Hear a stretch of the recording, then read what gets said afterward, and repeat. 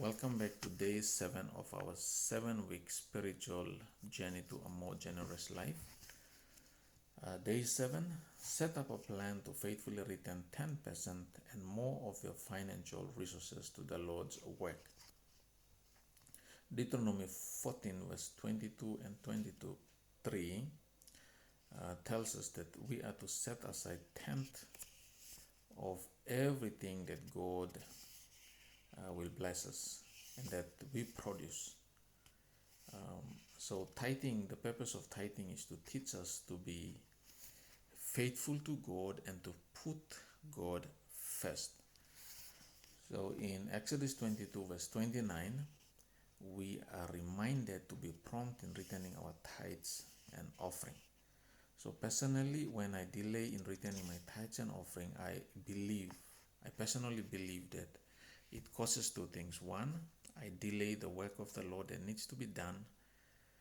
And two, the longer I delay in returning my tithes and offering, I'm also delaying what God is intending to bless me through returning my tithes and offering back to God. In Malachi chapter 3 verse 8 to 11, God was having a conversation. It's more like a conversation. God is asking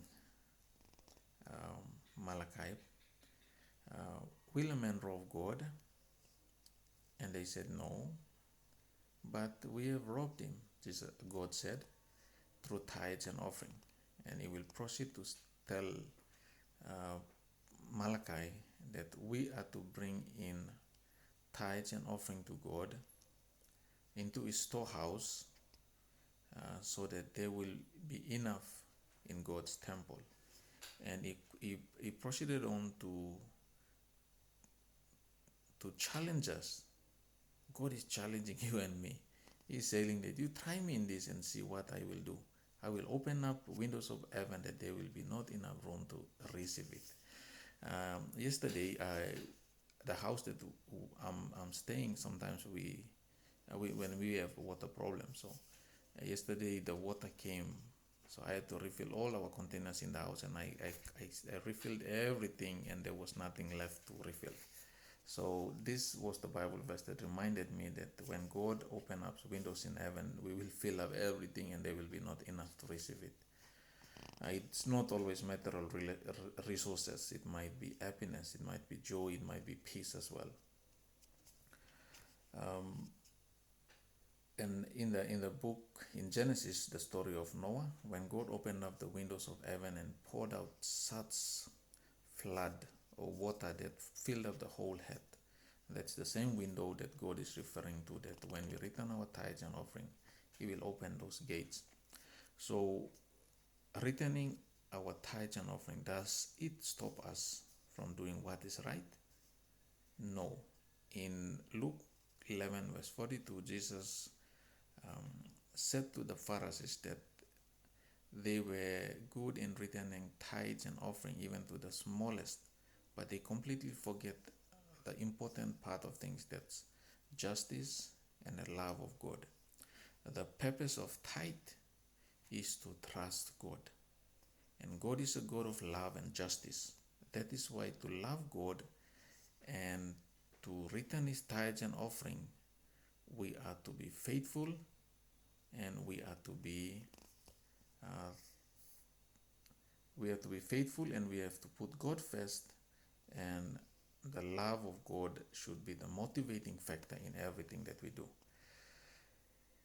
In the book Dynamics of Stewardship by David Benjamin C. Maxwell, it reads, financial discipleship is really just an extension of our relationship with God as Lord into the management of our physical or material blessings. Financial discipleship opens the gates of opportunities to glorify God in daily life. It is a way to exalt Him in our hearts before the world. So returning 10% isn't the ceiling of giving. It's the floor. It is not the first line of giving, it's just the starting block. So we are to faithfully return our tithes and offering to God, and God has already promised. So in the Bible, we are reminded or told that we are to taste and see that the Lord is good. Only by tasting and only by proving and seeing the greatness of God through returning our tithes and offering, it's a blessing. It's immeasurable.